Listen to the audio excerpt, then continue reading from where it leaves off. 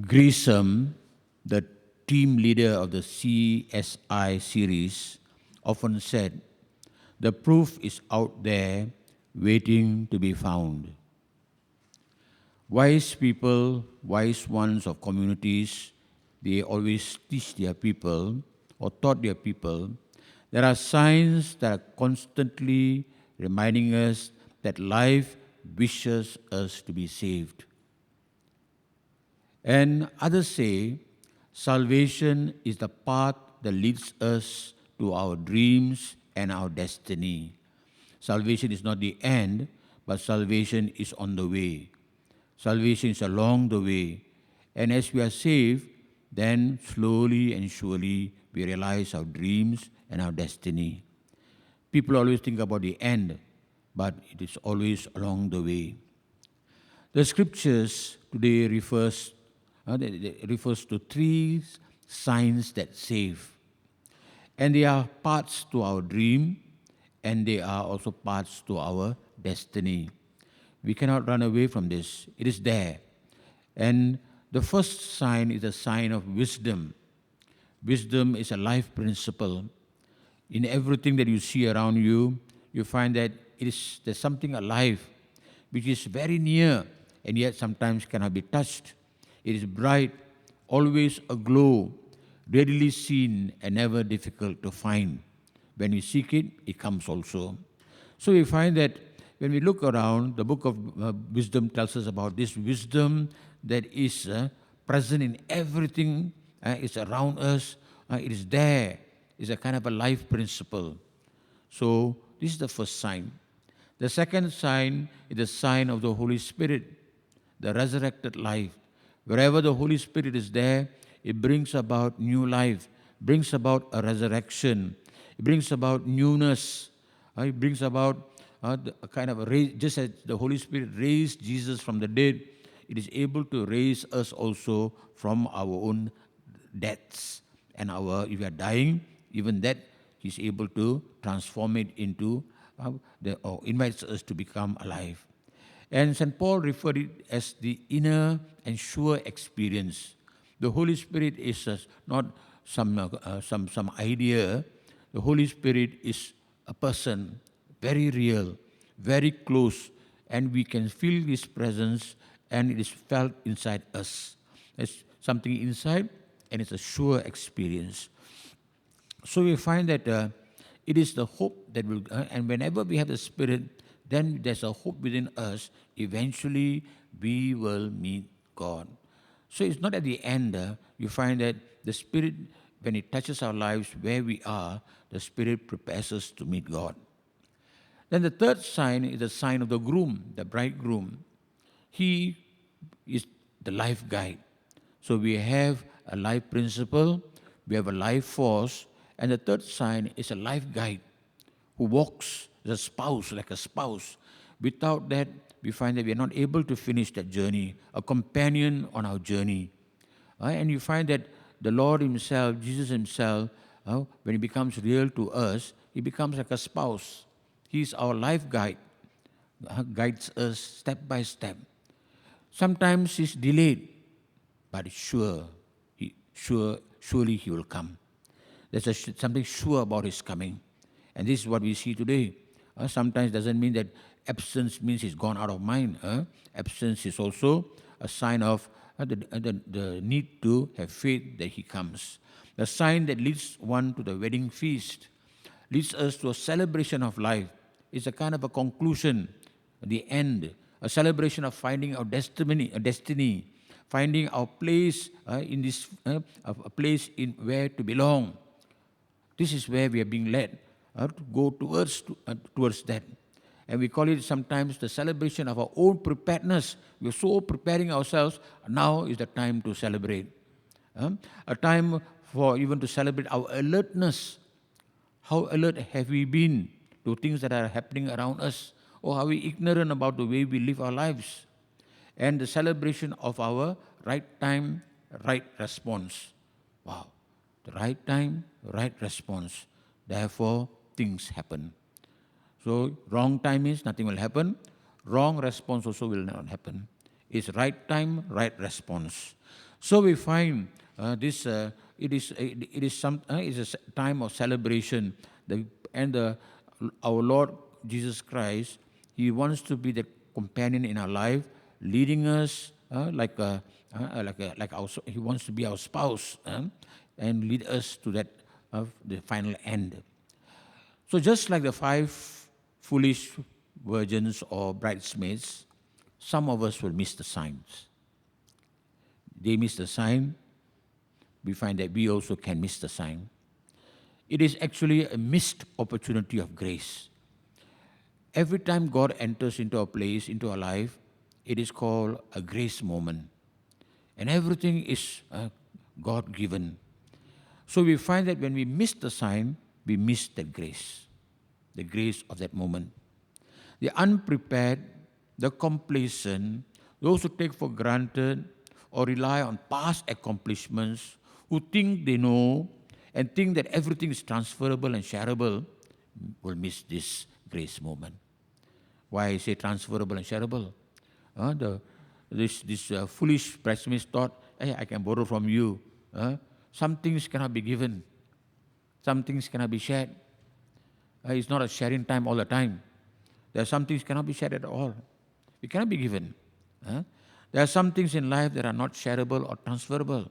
For example, your dream is your dream, my dream is my dream. Can I sell you my dream? Will you buy my dream?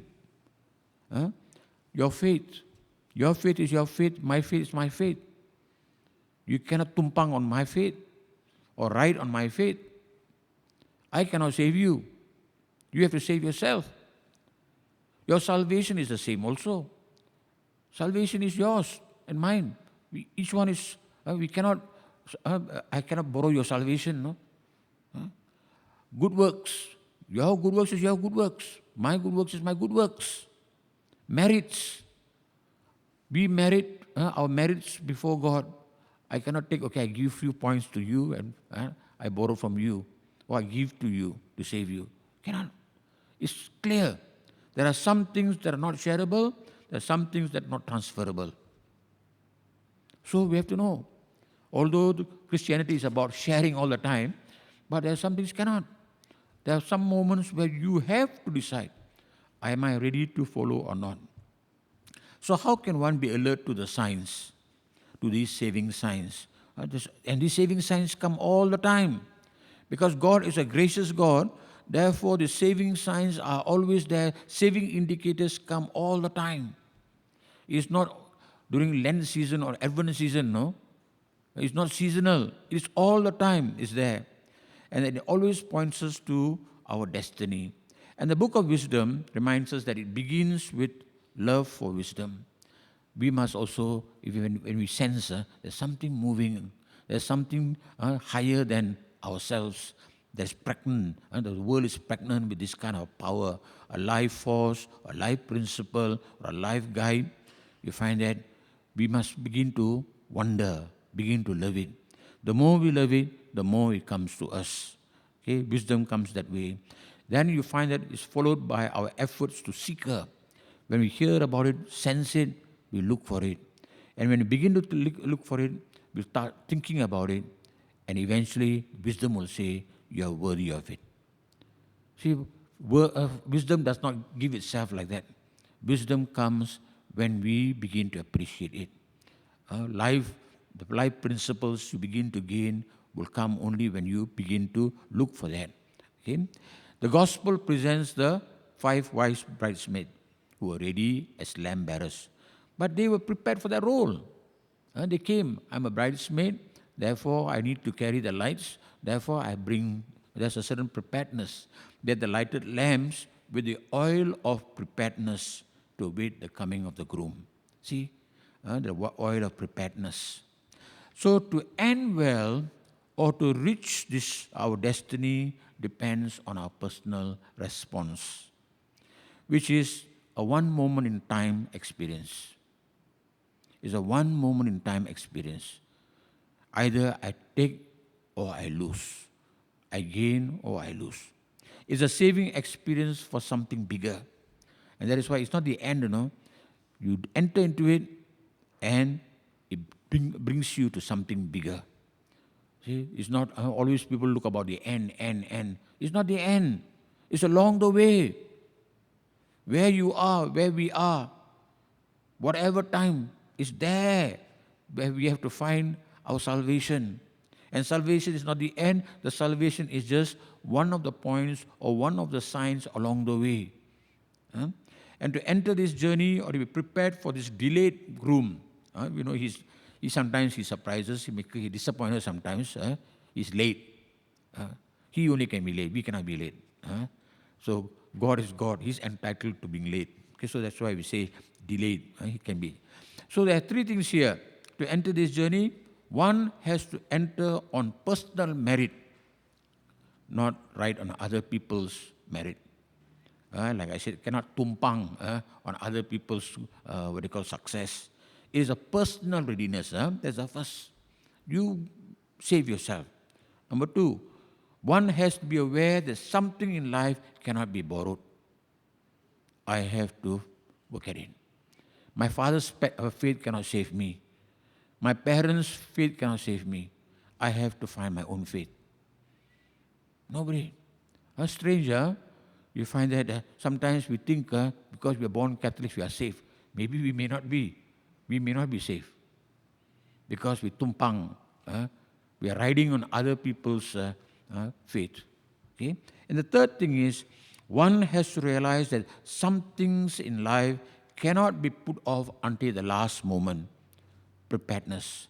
See, not last moment looking around, going shopping, running to Giant to find oil. No. You have to be ready. You know that is what you have been called for, therefore be ready. Have the things in your hands. Not that moment that you're looking for, hey, I need a rubber band, I need this, and that there. Be ready when you know that is your task. So, what is expected is constant readiness. Constant readiness. So, just to conclude, be ready for the groom. He may be delayed, but will come. Be alert for his house call. Be ready to do your part. Others cannot help you. Be ready to finish alone. You are saved alone. Your dream is yours alone. Your destiny is yours alone. No one can expect others to share or transfer their merit points to us. That is the principle. It's a hard message, but it's a simple message. That means we are accountable. We have to be prepared to cooperate with the moment of grace, with the God of grace. So the saving signs are always there, but we have to flow with it.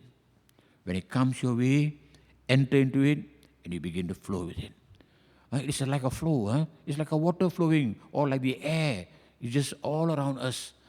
But we have to sense that and enter into it, and it carries us to our end.